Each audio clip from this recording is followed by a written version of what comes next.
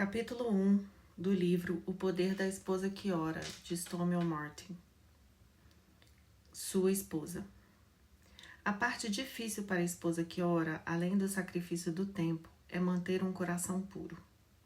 Ele deve estar limpo diante de Deus para que você possa ver os bons resultados. É por isso que antes de orar pelo marido, deve-se começar a orar pela esposa. Se você sentir ressentimento, ira, incapacidade de perdoar ou tiver uma atitude ímpia, mesmo que haja uma boa razão para isso, terá dificuldade de obter respostas às suas orações. Mas, se puder entregar esses sentimentos a Deus com total sinceridade e depois passar à oração, não há nada que possa mudar mais radicalmente um casamento. Algumas vezes as esposas sabotam suas próprias orações por não orar com o coração puro. Levei algum tempo para entender isso. Minha oração curta e favorita. Eu gostaria de dizer que tenho orado regularmente por meu marido desde o começo do nosso casamento até hoje. Mas não fiz isso. Pelo menos não como estou sugerindo neste livro. É claro que orei. As orações eram breves. Proteja-o, Senhor. Eram específicas. Salve o nosso casamento. Mas, geralmente, fazia minha oração curta favorita. Senhor, transforme-o. Quando nos casamos, eu era recém-convertida, saindo de uma vida de grande escravidão e erro, e tinha muito que aprender sobre o poder libertador e restaurador de Deus. Pensei que havia me casado com um homem praticamente perfeito, e o que não era perfeito era interessante. Com o passar do tempo, o interessante passou a irritar-me, e o perfeito transformou-se em excesso de perfeccionismo. Cheguei à conclusão de que o que mais me irritava nele tinha de ser mudado, e então tudo ficaria bem. Levei alguns anos para compreender que meu marido jamais se tornaria aquela imagem que eu idealizara. Foram necessários mais alguns anos para entender que eu não poderia transformá-lo ao meu modo. De fato, só quando levei a Deus o que me preocupava é que comecei a ver alguma diferença. As coisas também não aconteceram da mesma maneira como pensei que seriam. Foi em mim que Deus trabalhou primeiro. Fui eu que comecei a mudar. Meu coração tinha de ser abrandado, humilhado, moldado, quebrantado e reconstruído antes que Deus sequer começasse a trabalhar em meu marido. Tive de aprender a ver as coisas segundo a perspectiva de Deus e não como eu pensava que deveriam ser. Aos poucos compreendi que é impossível entregar-se à oração por seu marido sem primeiro examinar o seu próprio coração. Eu não podia ir a Deus e esperar respostas à oração se abrigava em meu íntimo indisposição para perdoar, amargura ou ressentimento. Não podia fazer minha oração curta favorita sem reconhecer no mais profundo da minha alma que tinha de fazer primeiro a oração curta favorita de Deus. Senhor, transforma-me. Quem? Eu? Mudar? Não diga que não avisei. Quando orar pelo seu marido, em especial com a esperança de mudá-lo, é claro que você poderá esperar algumas transformações. Mas as primeiras mudanças não serão nele. Serão em você. Se isso a deixar tão zangada quanto eu fiquei, você dirá, espera um pouco, não sou eu quem precisa mudar nesta casa. Mas Deus vê coisas que nós não vemos. Ele sabe onde há espaço para melhorar. Ele não precisa procurar muito para descobrir em nós atitudes e hábitos que estão em desacordo com sua perfeita vontade. Ele exige que não pequemos em nosso coração, porque o pecado nos afasta de Deus e impede que nossas orações sejam respondidas. Se eu no coração contemplar a vaidade, iniquidade, o Senhor não me teria ouvido. Salmo 66, 18. Deus quer que nossos corações permaneçam retos para que as respostas às nossas orações não sejam prejudicadas. Essa exigência é especialmente difícil quando você sente que seu marido pecou contra você com grosseria, desrespeito, indiferença, irresponsabilidade, infidelidade, abandono, crueldade ou abuso. Mas Deus considera os pecados de falta de perdão, ira, ódio, autopiedade, desamor e vingança tão nocivos como quaisquer outros. Confesse essas faltas a Deus e peça que a liberte de tudo que não venha dele. Um dos maiores presentes que você pode dar a seu marido é a sua integridade. A ferramenta mais eficaz para transformá-lo pode ser a sua própria transformação. Não se preocupe, eu também lutei contra tudo isso. De fato, toda vez que meu marido e eu chegamos a um impasse, Deus e eu conversamos mais ou menos assim. Está vendo como ele é, Senhor? Você está vendo como você é? Senhor, está dizendo que há coisas que gostaria de mudar em mim? Muitas coisas. Está pronta para ouvi-las? Acho que sim. Diga-me, quando estiver realmente pronta. Por que eu, Senhor? É ele que precisa mudar.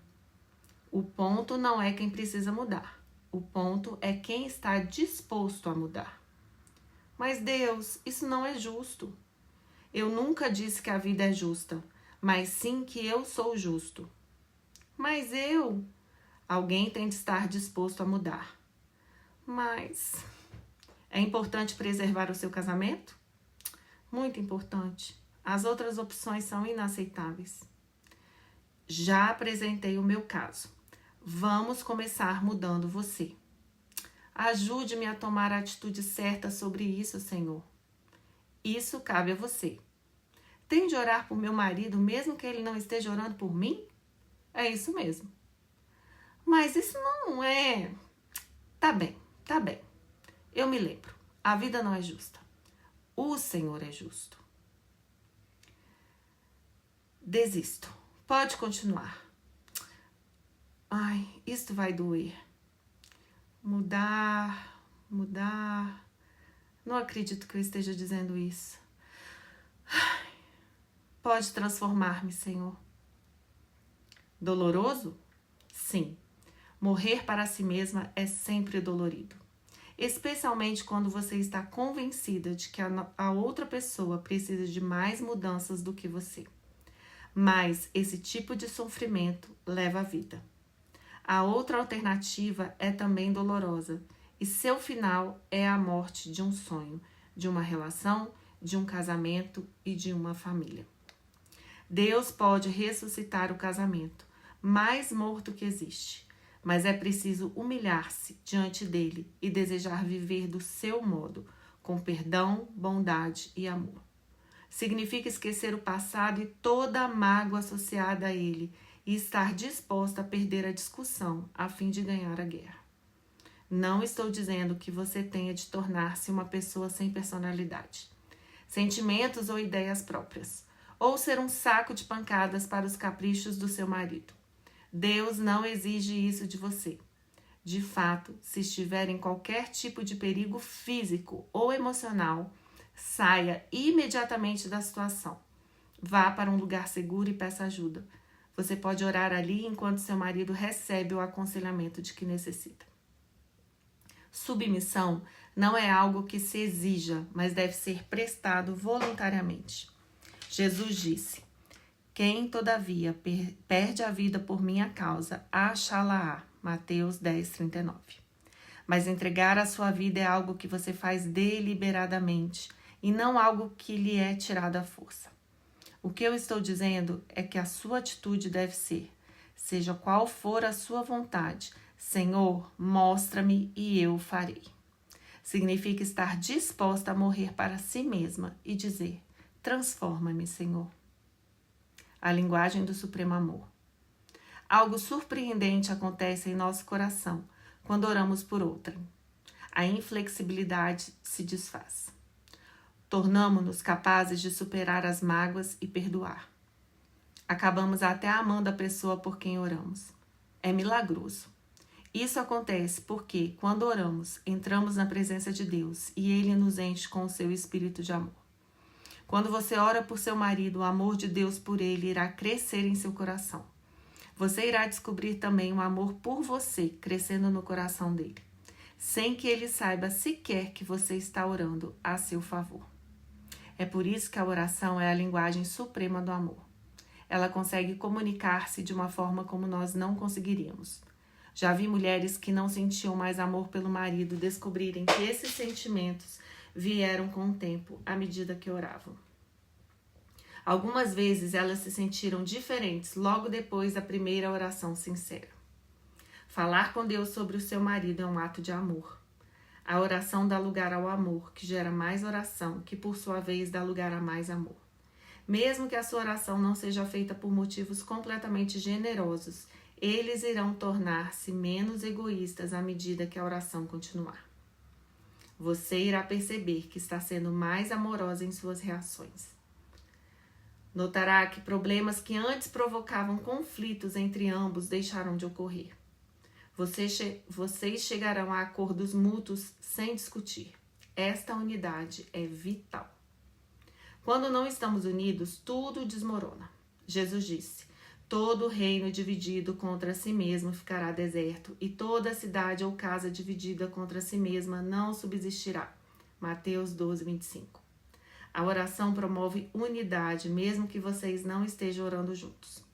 Vi situações de grande tensão desaparecerem entre mim e meu marido, simplesmente orando por ele. Também o fato de perguntar a ele: como posso orar por você? Gera um clima de amor e de cuidado. Meu marido geralmente para e responde a essa pergunta detalhadamente, quando poderia não dizer nada. Conheço até maridos incrédulos que respondem positivamente a essa pergunta das esposas. O ponto em tudo isso é que, como marido e mulher, não queremos seguir caminhos separados. Queremos caminhar pela mesma estrada.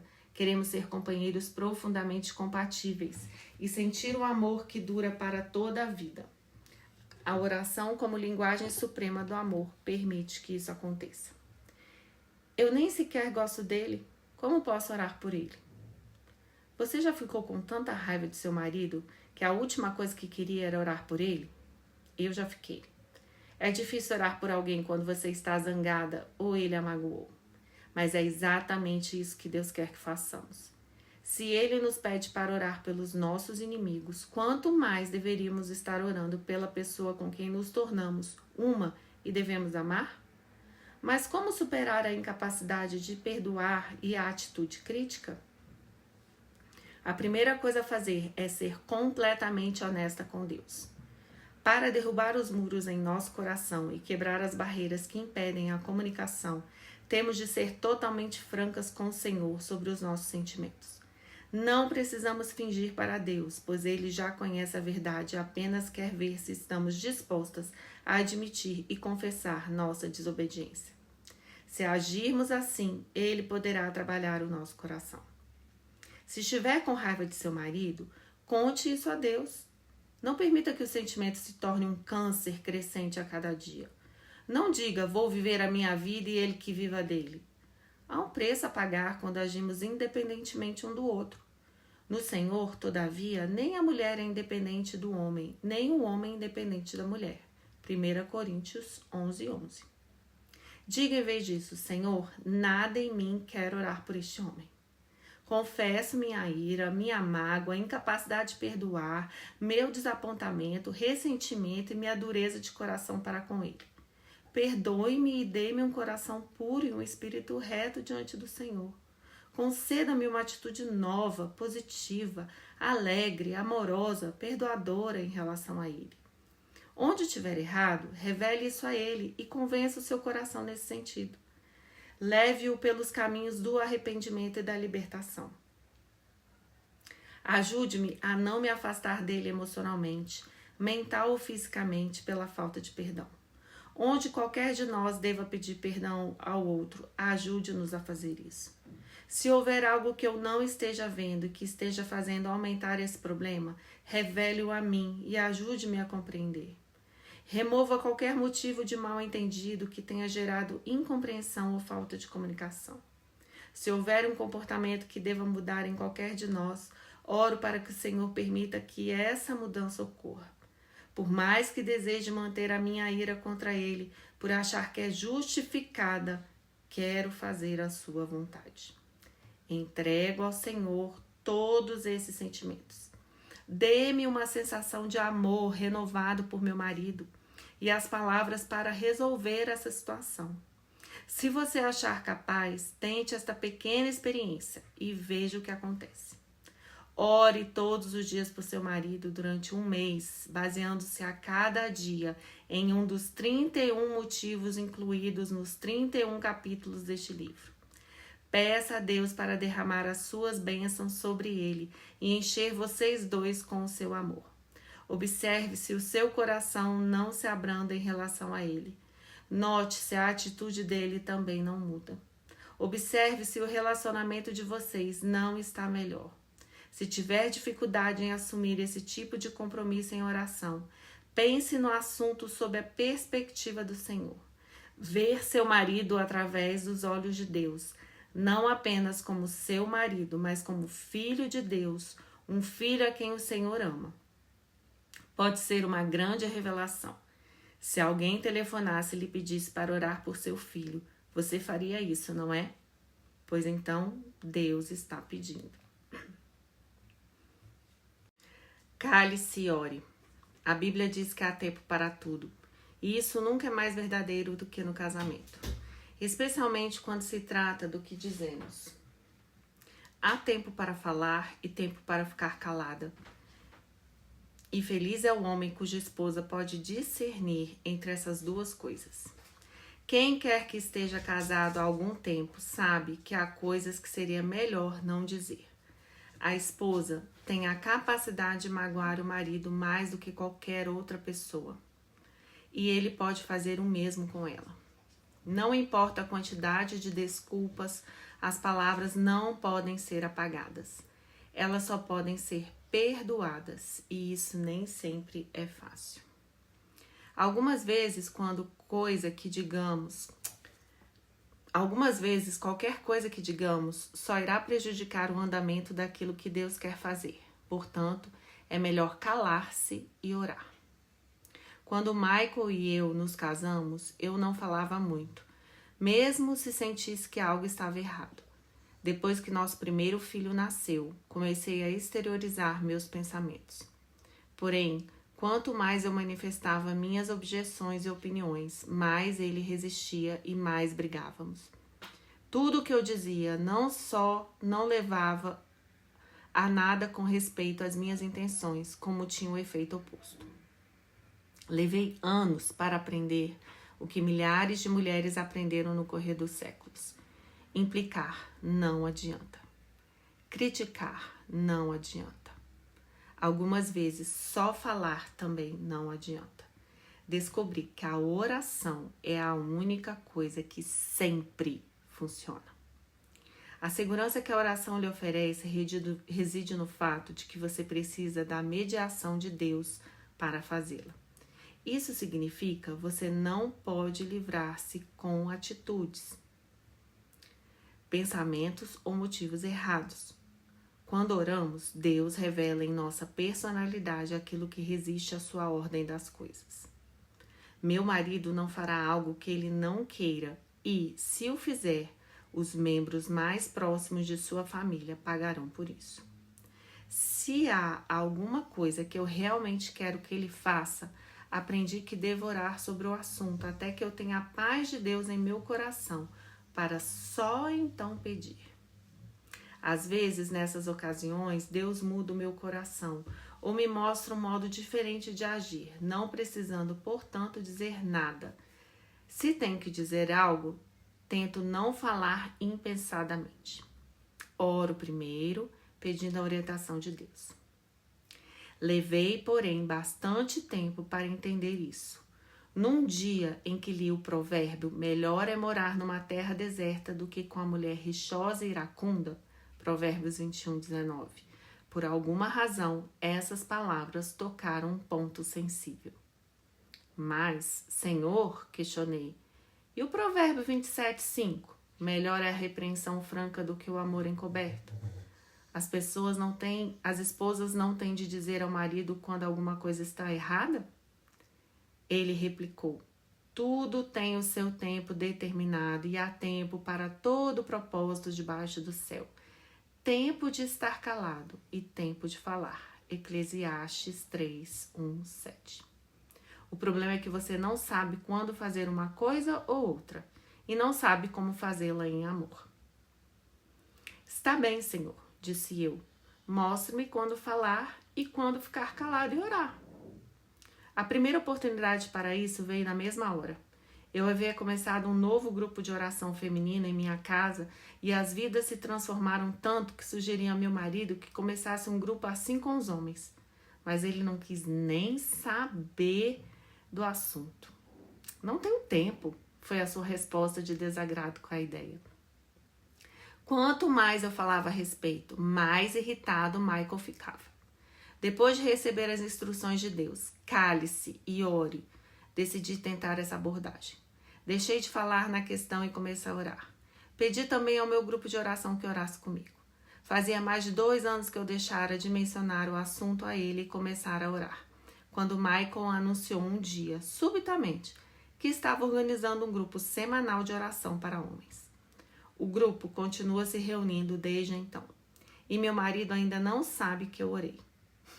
Embora tenha levado mais tempo do que eu queria, o fato aconteceu e houve paz na espera, o que não haveria ocorrido se não tivesse ficado calada. Na Bíblia, a rainha Esther orou, jejuou e buscou o tempo de Deus antes de aproximar-se do marido, o rei, para tratar de um assunto muito sério. Ela não entrou correndo e gritou: "Seus amigos marginais vão acabar com a nossa vida."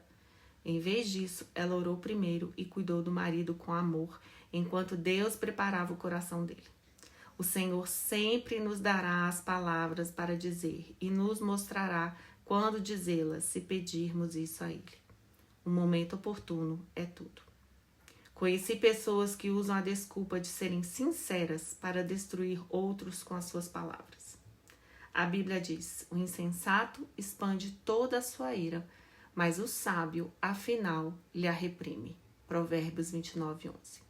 Em outras palavras, é insensato manifestar todo tipo de ideia e sentimento. Ser sincera não significa que você tem de ser completamente franca em todos os seus comentários. Isso magoa as pessoas. Embora a franqueza seja um requisito para o casamento bem-sucedido, dizer a seu marido tudo o que há de errado com ele não é recomendável, pois isso provavelmente não corresponderá a toda a verdade. A verdade total é aquela vista da perspectiva de Deus. E ele, sem dúvida, não tem o mesmo problema que você tem com alguns atos do seu marido. Nosso objetivo não deve ser obrigar nosso marido a fazer o que nós queremos, mas sim entregá-lo a Deus para que Ele o leve a agir de acordo com o que o Senhor quer. Tenha cuidado para distinguir a diferença entre o que é verdadeiramente certo e errado. Se o problema não se encaixar de modo claro numa dessas categorias, mantenha as suas opiniões pessoais para si mesma ou ore sobre elas e depois, conforme o Senhor a guiar, discuta-as calmamente. A Bíblia diz: não te precipites com a tua boca, nem o teu coração se apresse a pronunciar palavra alguma diante de Deus, porque Deus está nos céus e tu na terra, portanto sejam poucas as tuas palavras. Eclesiastes 5:2.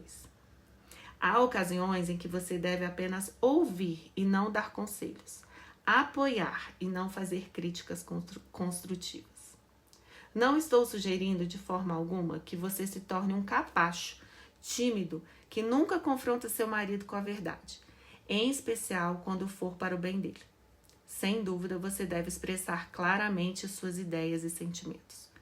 Mas, uma vez que ele os tenha ouvido, não continue a pressioná-lo até que a questão se torne um ponto de discórdia e conflito. Se tiver de dizer algumas palavras duras, peça a Deus para ajudá-la a escolher o melhor momento para isso. Ore pedindo as palavras certas e para que o coração de seu marido esteja totalmente aberto.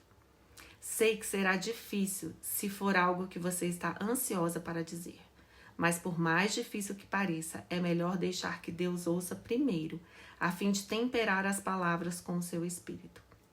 Isso é especialmente verdadeiro quando a comunicação entre ambos cessou por completo e cada palavra só traz mais sofrimento.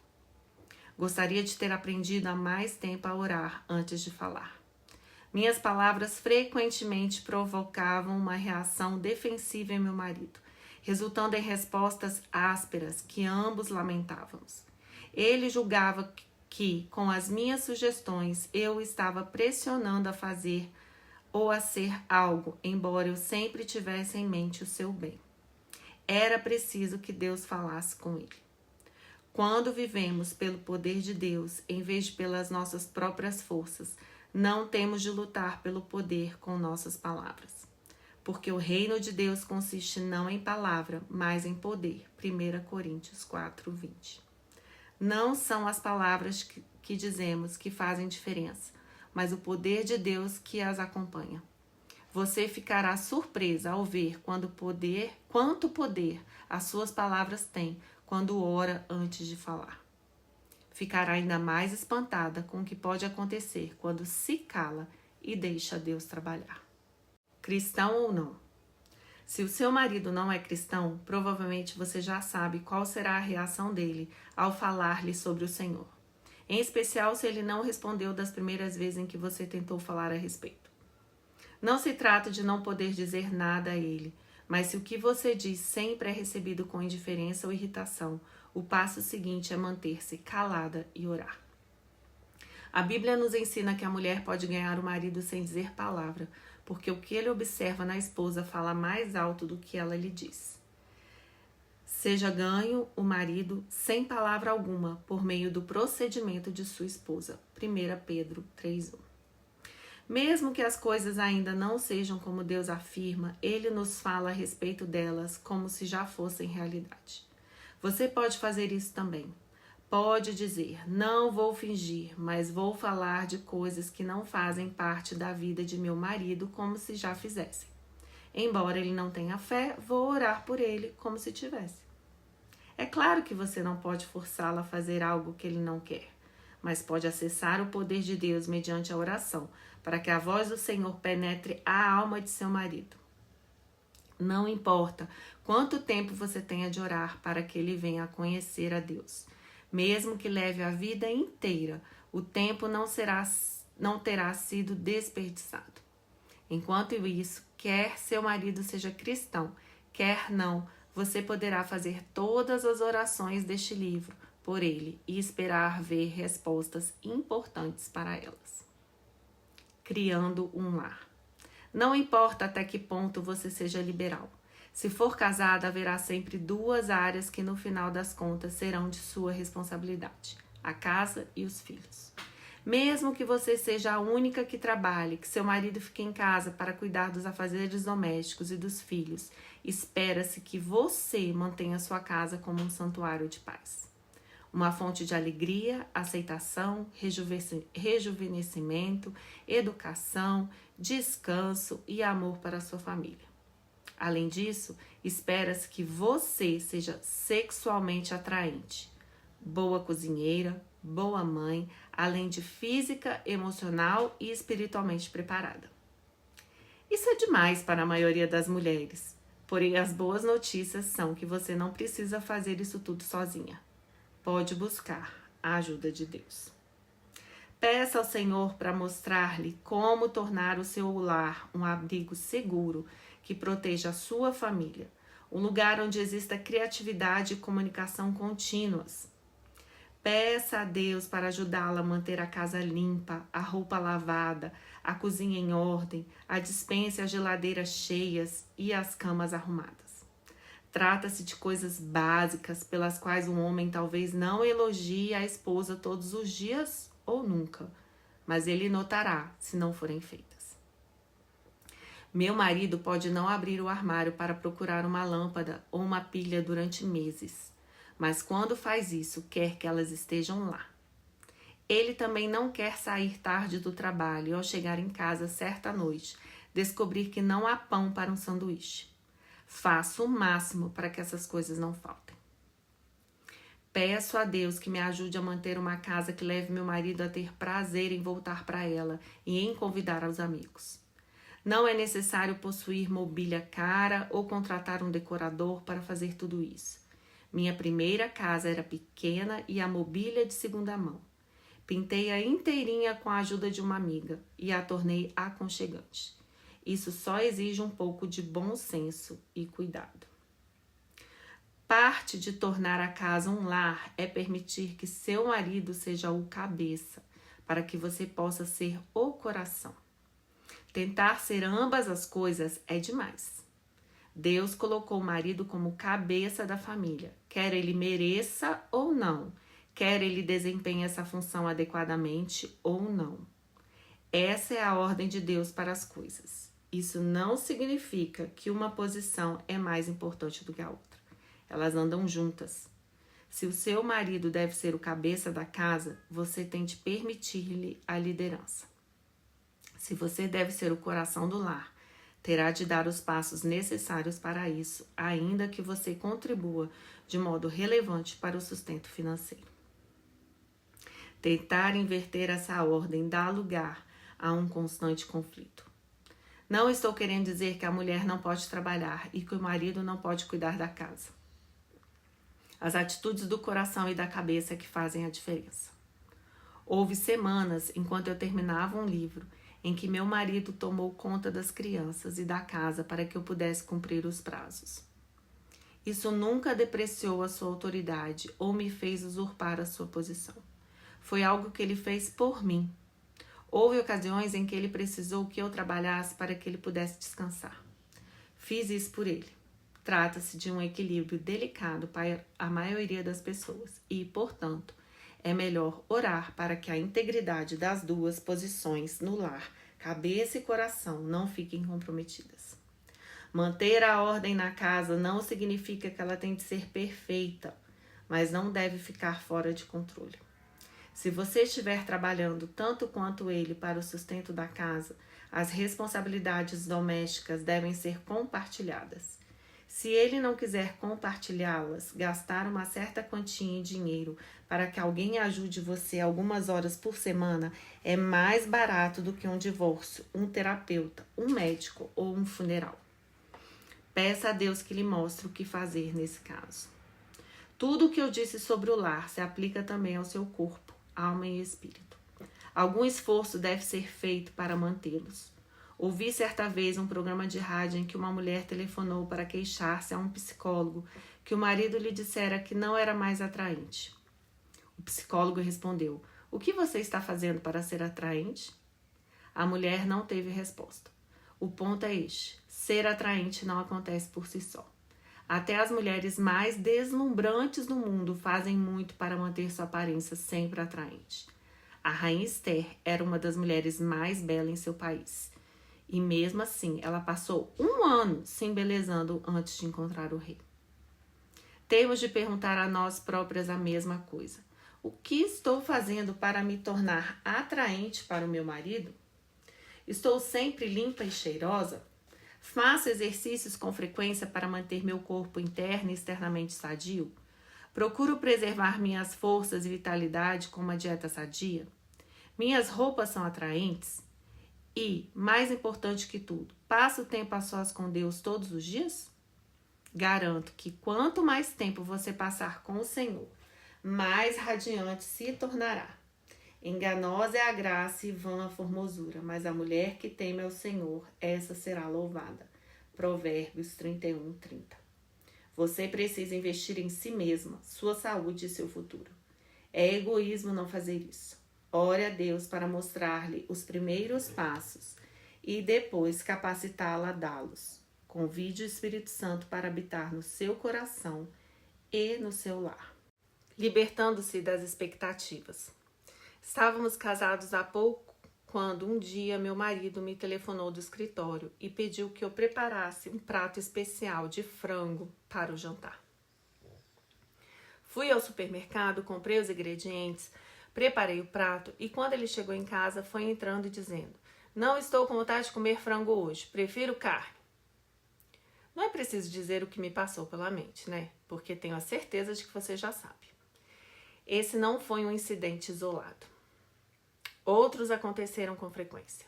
Não posso enumerar as vezes em que Michael prometeu estar em casa para o jantar e 10 minutos depois de o jantar estar pronto, telefonou para dizer que ia trabalhar até tarde e comeria com os colegas.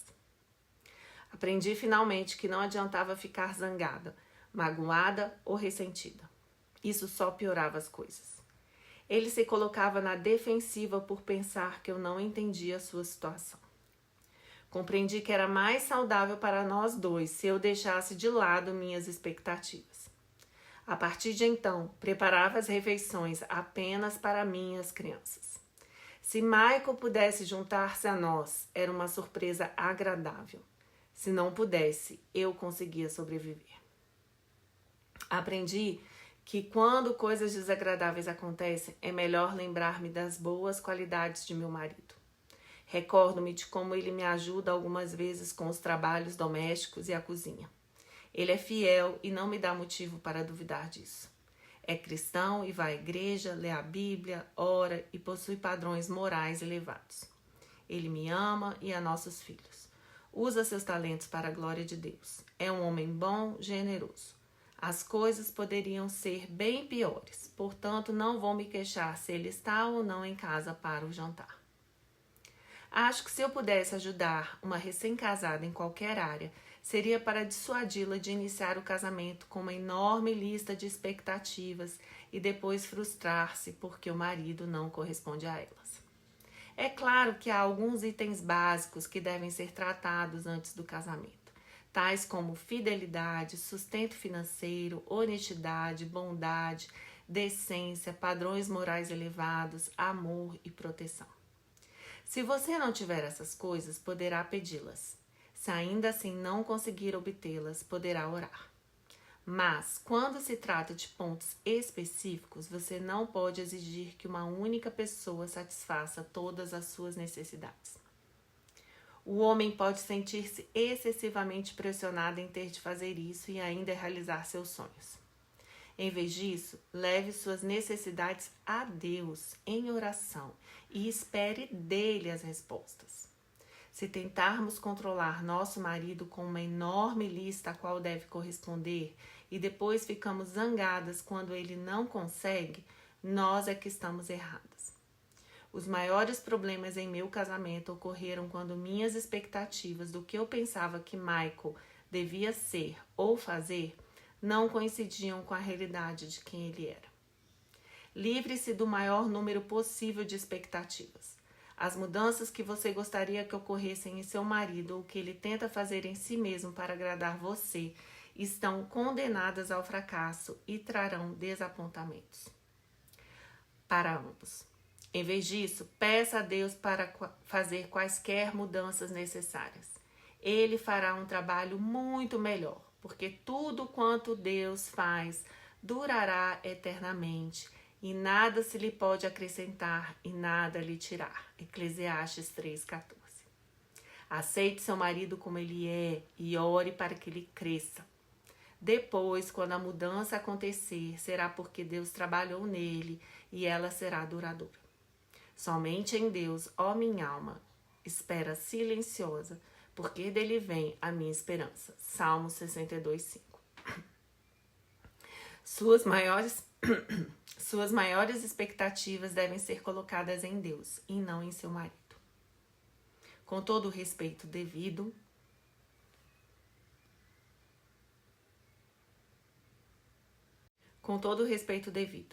é interessante que Deus exija que o marido ame a esposa, mas exige-se que a esposa tenha respeito pelo marido. Não obstante, vós, cada um de per si, também ame a sua própria esposa como a si mesmo, e a esposa respeite ao marido. Efésios 5:33. Suponho que mulher alguma iria casar-se com um homem a quem não amasse, mas é comum que a mulher perca o respeito pelo marido depois de estarem casados há algum tempo. A perda de respeito parece preceder a perda de amor, e é mais triste para o homem do que pensamos. As consequências podem ser muito sérias. A mulher do rei Davi, Mical, viu seu marido dançando de alegria perante o Senhor na frente do povo, sem as suas vestes reais e só com as roupas de baixo, quando a Arca da Aliança estava entrando na cidade. Mical não só não participou da alegria dele, como também desprezou, segundo Samuel 6,16. Ela criticou o marido em vez de compreender a situação sob a perspectiva de Deus. Mical pagou caro pela sua falta de respeito. O juízo de Deus fez com que não pudesse ter filhos. Creio que não só trazemos infelicidade para o nosso casamento e nosso marido quando não o respeitamos, como isso também fecha a porta para uma nova vida em nós. Em outro exemplo, a rainha Vasti se recusou a apresentar-se ao rei quando ele a chamou. O rei estava dando uma festa para seus amigos. Ele se sentia alegre e queria exibir sua linda esposa. Tudo o que lhe pediu foi que pusesse roupas reais, colocasse a coroa de rainha e fizesse uma aparição real para os convidados. Ela recusou-se, sabendo muito bem que isso seria humilhante para ele. Porém, a rainha Vasti recusou vir por intermédio dos eunucos, segundo a palavra do rei, pelo que o rei muito se enfureceu e se inflamou de ira. Esther 1:12. O resultado foi que Vasti perdeu a sua posição de rainha. Ela não só fez um mal ao marido, o rei, mas também ao povo. A não ser que a mulher queira perder a sua posição como rainha do coração do marido e magoar além disso a família e os amigos, ela não deve humilhar o esposo por mais que pense que ele o mereça. O preço é alto demais. Se isso já lhe aconteceu e você está ciente de haver desrespeitado seu marido, confesse isso a Deus neste momento. Diga: Senhor, confesso que não estimo meu marido da maneira como a sua palavra diz que devo. Há um muro em meu coração que sei que foi levantado para proteger-me contra a possibilidade de ser magoada. Mas estou pronta a derrubá-lo para que meu coração possa curar-se. Confesso às vezes que mostrei desrespeito por ele. Confesso diante do Senhor o pecado expresso em minha atitude e palavras desrespeitosas. Mostre-me como desmanchar essa barreira sobre as minhas emoções, a qual me impede de ter o amor incondicional que o Senhor quer que eu tenha. Quebre o muro endurecido ao redor do meu coração e mostre-me como respeitar meu marido conforme sua vontade. Dê-me o verdadeiro amor por ele, Deus, e ajude-me a vê-lo da maneira como o Senhor o vê. Orar desse modo lhe permitirá ver o potencial de seu marido para a grandeza, e não as suas falhas. A oração a capacitará a dizer algo positivo que irá animar, edificar, dar vida e renovar seu casamento. O amor diminui se nos fixamos nos aspectos negativos. O amor cresce se focamos os positivos. Quando você olhar seu marido por meio do coração de Deus, poderá enxergar com seus olhos. Haverá momentos em que você não conseguirá saber de onde seu marido vem, o que ele está sentindo e por que está fazendo as coisas que faz, a não ser que tenha o discernimento de Deus. Peça ao Senhor que o dê a você. Quando estiver orando por si mesma, a esposa dele, lembre-se do modelo da esposa virtuosa da Bíblia. A passagem diz que ela cuida da sua casa e faz isso muito bem. Sabe como comprar e vender e faz bons investimentos. Mantém-se saudável e forte, se veste de maneira atraente. Trabalha com diligência e possui habilidades lucrativas. É generosa e se prepara conscienciosamente para o futuro. Contribui para a boa reputação do marido, é forte, íntegra, honrada e não teme envelhecer. Fala com sabedoria e bondade. Não permanece ociosa, mas observa cuidadosamente o que se passa em sua casa. Seus filhos e marido a louvam. Ela não confia na beleza exterior, mas sabe que o temor do Senhor é seu maior atrativo. Apoia o marido e mantém uma vida pessoal proveitosa que fala por si mesma. Provérbios 31, 10-31. Essa é uma mulher surpreendente. O tipo de mulher que só podemos tornar-nos mediante a capacitação de Deus e nossa rendição a Ele. O resultado é que ela é uma mulher cujo marido confia nela porque ele faz bem e não mal todos os dias da sua vida. Verso 12. Creio que o bem mais importante que a mulher pode fazer para o marido é orar. Você me acompanha? Oração. Senhor, ajude-me a ser uma boa esposa. Compreendo muito bem que não conseguirei isso sem a sua ajuda. Tome o meu egoísmo, impaciência e irritação e transforme-os em bondade, longanimidade e disposição para suportar tudo. Tome meus velhos hábitos emocionais, mentalidade, reações automáticas, suposições rudes e posição autoprotetora e torne-me paciente, bondosa, fiel, gentil e autocontrolada. Tome a dureza do meu coração e derrube os muros com o seu ariete da revelação. Dê-me um novo coração e trabalhe em mim o seu amor, paz e alegria. Gálatas 5, 22, 23. Não posso ser mais do que sou neste momento. Só o Senhor pode transformar-me. Mostre-me onde há pecado em meu coração, especialmente com relação ao meu marido. Confesso as vezes em que mostrei falta de amor, fui crítica, zanguei-me, ressenti-me, fui desrespeitosa ou não pude perdoá-lo. Ajude-me a livrar-me de qualquer mágoa, ira ou desapontamento que possa sentir e a perdoá-lo como o Senhor faz, total e completamente, sem ressentimentos. Faça de mim um instrumento de reconciliação, paz e cura neste casamento. Capacite-nos para nos comunicarmos bem e livre-nos do limiar da separação que leva ao divórcio. Faça de mim a ajudadora, companheira, defensora, amiga e o apoio de meu marido. Ajude-me a criar um lugar tranquilo, repousante e seguro para o qual ele possa retornar ao fim do dia. Ensine-me a cuidar de mim mesma e a permanecer atraente para ele. Faça com que eu cresça e me torne uma mulher criativa e confiante, rica de mente, alma e espírito. Faça de mim o tipo de mulher do qual ele possa orgulhar-se como esposa. Coloco todas as minhas expectativas na sua cruz. Liberto meu marido do fardo de satisfazer-me em áreas em que devo esperar isso do Senhor. Ajude-me a aceitá-lo como ele é e não procurar mudá-lo. Compreendo que em alguns aspectos ele talvez nunca mude, mas ao mesmo tempo eu o libero de mudar em coisas que jamais pensei que ele poderia. Deixo quaisquer mudanças que precisem ser feitas nas mãos do Senhor, aceitando plenamente que nenhum de nós dois é perfeito e jamais será. Só o Senhor, meu Deus, é perfeito e peço que nos aperfeiçoe.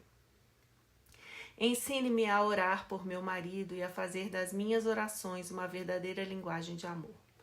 Onde o amor morreu, renove-o, Senhor. Mostre-me como é de fato o verdadeiro amor e como compartilhá-lo com meu marido. Traga unidade entre nós para que possamos concordar em tudo. Amós 3:3. Que o Deus da paciência e do consolo nos conceda ter o mesmo sentimento de um para com o outro, segundo Cristo Jesus. Romanos 15:5. Faça de nós uma equipe, trabalhando juntos, ignorando as falhas e fraquezas mútuas para o bem maior do casamento e não seguindo vidas separadas, competitivas ou independentes. Ajude-nos a buscar as coisas que promovem a paz e aquelas com as quais possamos edificar um ao outro. Romanos 14:19. Que possamos ser inteiramente unidos na mesma disposição mental e no mesmo parecer. 1 Coríntios 1:10. Oro para que o nosso compromisso com o Senhor e um com o outro fique cada dia mais forte. Capacite-o para ser o chefe da casa, como o Senhor o fez para ser, e mostre-me como apoiá-lo e respeitá-lo, enquanto ele procura desempenhar essa posição de liderança. Ajude-me a compreender os seus sonhos e ver as coisas da perspectiva dele. Revele-me o que ele quer e o que precisa e mostre-me os problemas em potencial antes de ocorrer. Sopre a sua vida, ó Deus, neste casamento. Faça de mim uma nova pessoa, Senhor. Dê-me uma nova perspectiva, um ponto de vista positivo e uma relação renovada com o homem que o Senhor me deu. Ajude-me a vê-lo com novos olhos, nova apreciação, novo amor, nova compaixão e nova aceitação. Dê a meu marido uma nova mulher. e que seja eu. Instrumentos de poder. Por isso vos digo que tudo quanto em oração pedirdes, crede que recebestes, e será assim convosco. E quando estiverdes orando, se tendes alguma coisa contra alguém, perdoai, para que vosso Pai Celestial vos perdoe as vossas ofensas. Marcos 11, de 24 a 25. Antes, sede uns para com os outros benignos, compassivos, perdoando-vos uns aos outros, como também Deus, em Cristo, vos perdoou. Efésios 4, 32. Pedi e dar-se-vos-á, buscai e achareis, batei e abrir-se-vos-á. Pois todo o que pede recebe, o que busca encontra, e a quem bate, abrir-se-lhe-á. Mateus 7, de 7 a 8.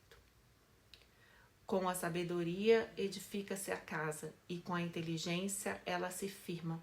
Pelo conhecimento se encherão as câmaras de toda sorte de bens, preciosos e deleitáveis. Provérbios 24, 3 a 4. E não nos cansemos de fazer o bem, porque a seu tempo ceifaremos, se não desfalecermos. Gálatas 6, 9.